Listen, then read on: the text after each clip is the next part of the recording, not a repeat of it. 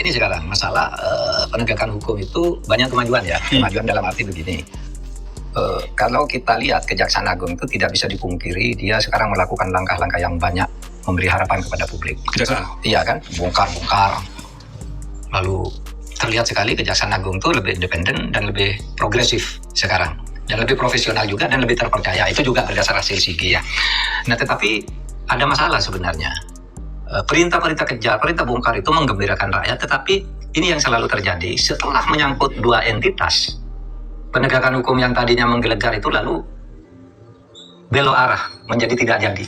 Terkait penegakan hukum di pemerintahan Prabowo sekarang ini, seakan masyarakat mendapatkan angin segar setelah adanya gebrakan besar dari Kejaksaan Agung yang telah mengungkap kasus-kasus mega korupsi seperti korupsi Pertamina, Timah, dan lain sebagainya. Hal ini menunjukkan bahwasanya penegakan hukum di Indonesia sekarang ini sudah mulai berbenah. Namun, ada hal yang sangat memprihatinkan di balik terungkapnya kasus-kasus mega korupsi tersebut, yaitu seperti apa yang disampaikan oleh Profesor Mahfud MD, yang mana ketika hukum bertemu dengan yang namanya dua entitas, akibatnya akan melemahkan hukum itu sendiri.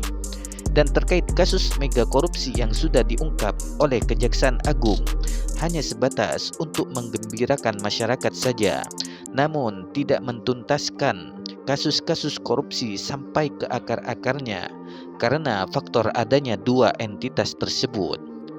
Dan apa dua entitas tersebut yang membuat hukum Indonesia itu lemah?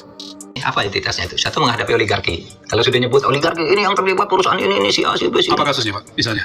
Hampir semua, nanti saya sebut satu persatu. Atau menghadapi petinggi koalisi. Bukan oligarki, tapi pejabat yang ada di pemerintahan terlibat korupsi. Terhenti di situ. Meskipun itu Kejaksaan Agung nampaknya sudah direstu oleh Presiden, gitu.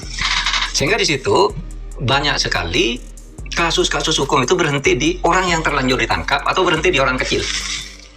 Yang terlanjur ditersangkakan misalnya yang Pertamina, ya udah teruskan aja, sudah terlanjur ditersangkakan, tapi jangan naik dulu ke atas gitu kan. Sekarang nggak naik lagi gitu. Naik ke atas bisa kena si itu, bisa kena si itu, ada hubungan sama kita. Menyangkut oligarki dan menyangkut petinggi koalisi. Tinggal koalisi pejabat tinggi lah, mungkin menteri, mungkin apa. Kalau sudah mau menyentuh itu berhenti. Seperti yang disampaikan oleh Profesor Mahfud MD di dalam video tersebut, bahwa dua entitas yang dimaksud adalah oligarki dan petinggi koalisi seperti pejabat tinggi dan menteri.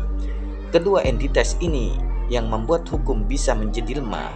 Terbukti setiap kali ada kasus-kasus hukum seperti mega korupsi yang terungkap, hanya berhenti pada level bawah saja, seperti pejabat-pejabat kecil, orang-orang kecil yang menjadi tumbal bagi pejabat-pejabat di atasnya.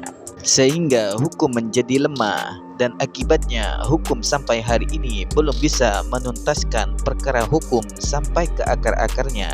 Seperti contoh kasus korupsi Pertamina yang menjadi tersangka hanya sekian orang, dan ada yang lebih parah lagi yaitu kasus pagar laut. Satu-satunya yang menjadi tersangka adalah hanya kepala desa saja. Bagaimana menurut teman-teman? Terima kasih.